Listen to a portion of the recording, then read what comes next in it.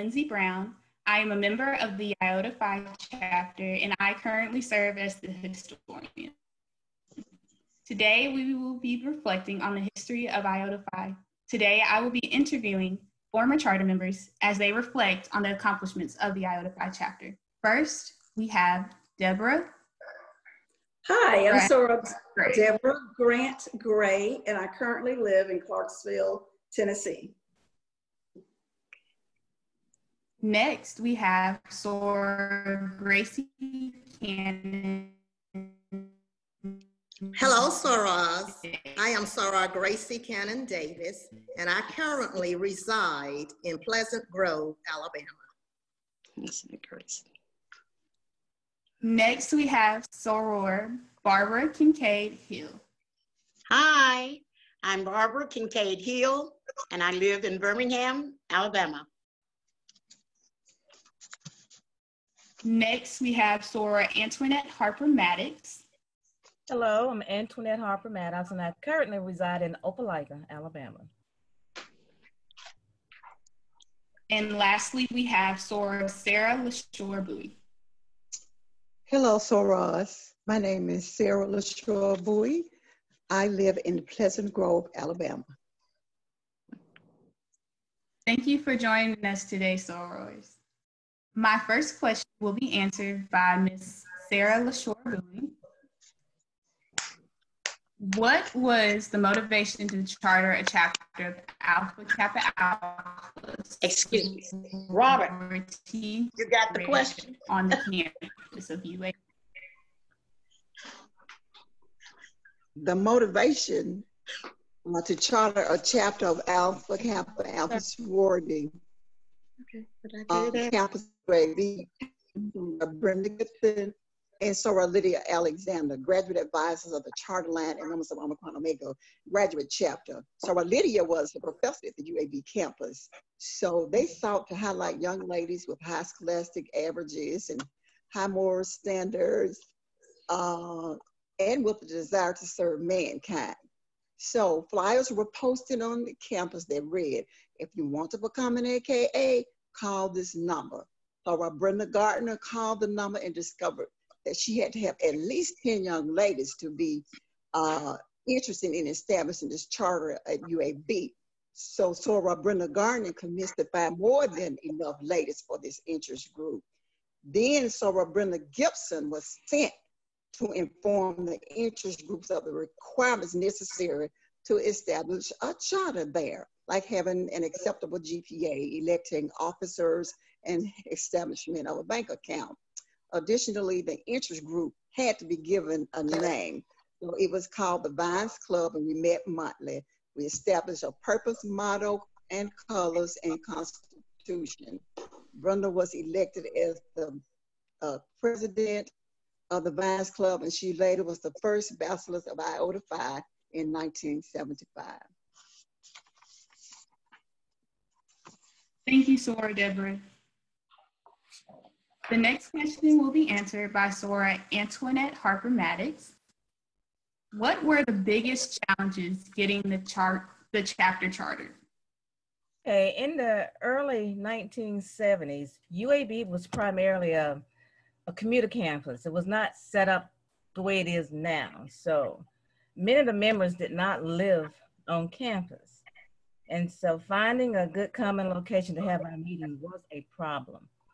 And also time was a factor, seeing that we all had different class schedules and some of us had to work study jobs and other jobs and lived at home with our families. And so it was very hard finding a good time for everybody to meet. But once we all did that, we all came together for our meetings with a positive attitude about what we wanted to accomplish. And it was because of our dedication and determination that we were able to become Alpha Kappa Alpha women, because we just kept our group together. We stuck to it. We made sacrifices that we had to make in order to meet and work things out and compromise with each other and to get it done. And we did. So that is a testament to our character that we really wanted this desperately, and we got it done. Thank you for that. We really appreciate your service. The next question will be answered by Sora Barbara Kincaid Hill. So 45 years later, what are you most proud of as it relates to Iota Phi? Well, Iota Phi continually seems to represent itself by winning regional and national awards. Mm-hmm. They continually do excellent work in the community through service projects. And as you can see, it's definitely self-perpetuating. Yes, ma'am. Thank you very much. So our next question will be answered by Sora Antoinette Harper Maddox again. So can you identify some similarities and differences in how the chapter was then versus now? Okay, since I'm answering this question for Sarah Sylvia, so I will just read you what we have here, okay? One of the main differences would be the cost to become a member. Now, our fees were somewhere around $100 plus outfits. And during the pledge period, which was called at that time, we wore our little pink pants and white tops, and we had to carry around a cup of live ivy everywhere that we went. So they don't do that anymore. I don't know. I have not been on the college campus in years, so I don't know. But the cost now is considerably higher. And another difference is in terminology used now. We had a Dean of Pledges back in the 70s, and we could call ourselves line sisters. And once you were initiated, you became a neophyte. So I don't know, those terms are not in use now, calling each other line sisters and neophytes. We usually call each other now, it's the MIP process as opposed to a pledge process. And you are co-initiates or what's the other word, candidates when you become a member now. So, but I know that Iota Phi still maintains its high scholastic averages and high moral standards and continues with its service projects. And I can speak that when I'm at regionals or boulets and I hear that name called, I clap. I stand up and clap because I'm so proud of Iota Phi, and they continue to exhibit exemplary in everything. Thank you. Thank you. So question 5 will be answered by Sora Gracie Cannon Davis. Do you have a favorite or notable memory from that time that Iota Phi was chartered? Yes, we have about 3 notable memories. One was the memory of the confusion we had regarding writing a poem.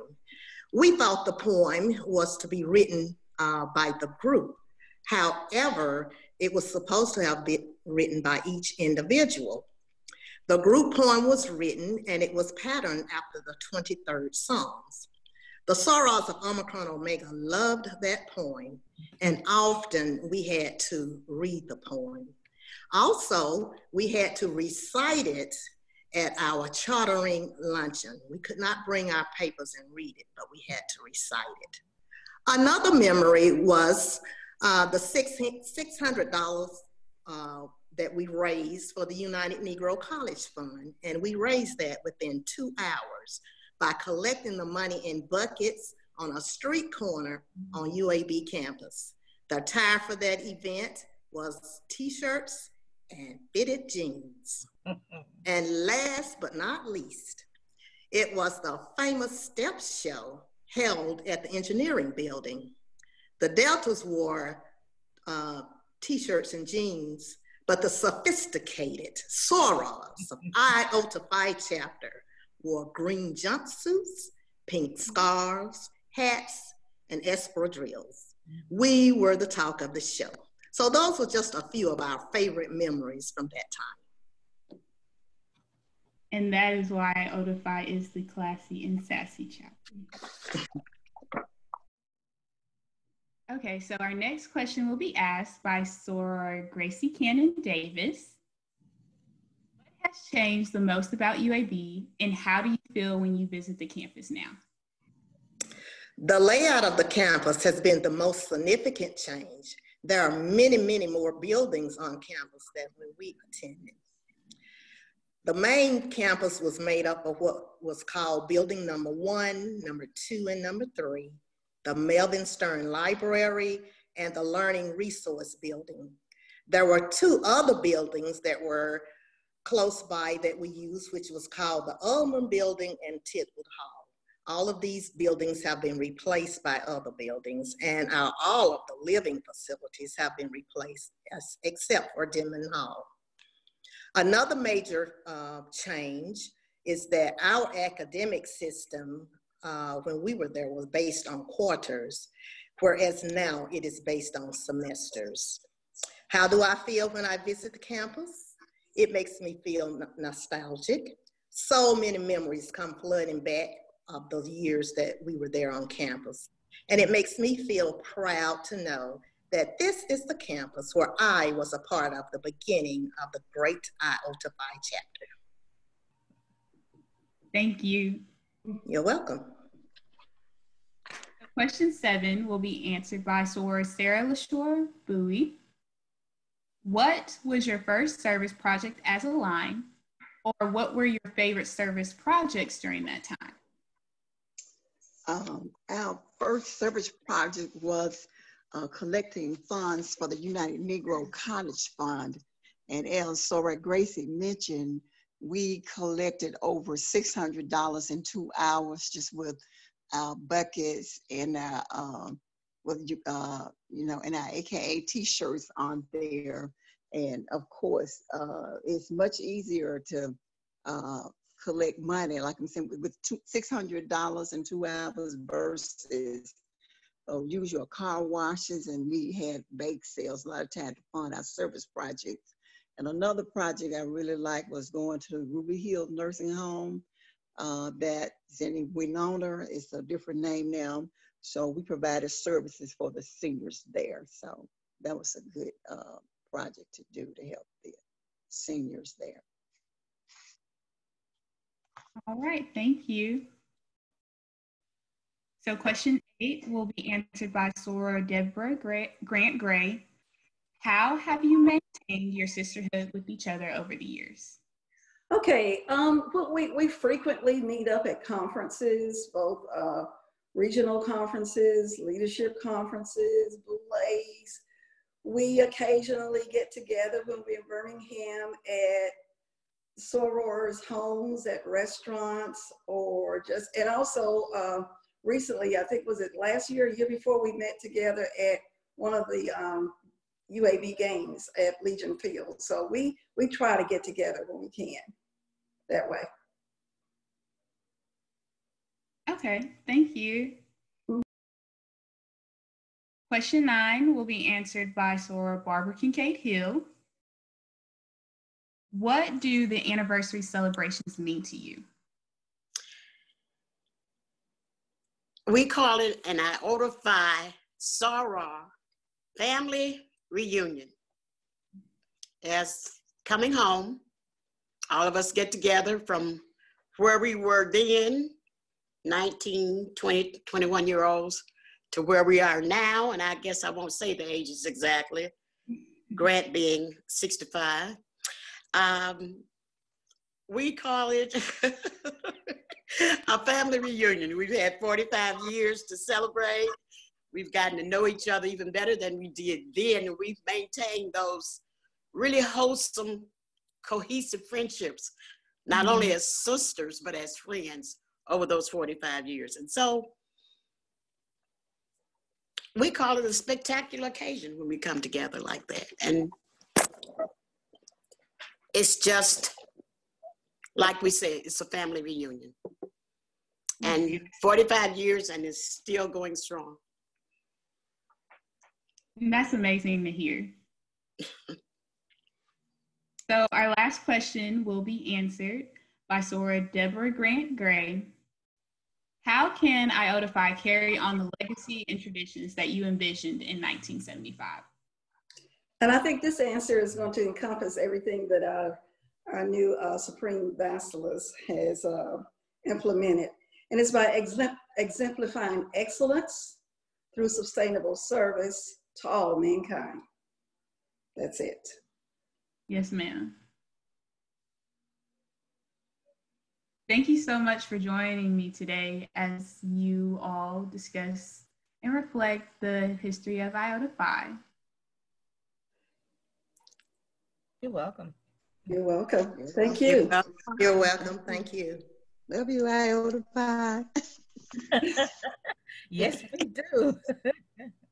Now we will have a presentation of a group poem that was written by the Iota Phi Charter members entitled Ivy's Leaf, Confidence of Alpha Kappa Alpha's Grace. Alpha Kappa Alpha is my goal.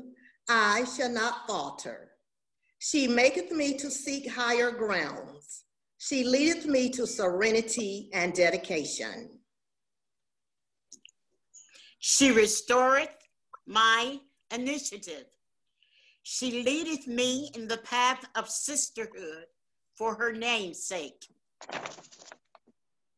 Yea, though I walk through the world of strife, turmoil, and temptation, I will do no evil, for the love and guidance of Alpha Kappa Alpha is with me. Thy shield, thy ideas, they comfort me. Thou preparest me to be a steadfast woman in the presence of peers. Thou anointed my soul with love. My heart runneth over. Surely unity and service shall follow me all the days of life, and I shall dwell in the spirit of Alpha Kappa Alpha sorority forever. Thank you, Source, for that poem, and happy Charter Day.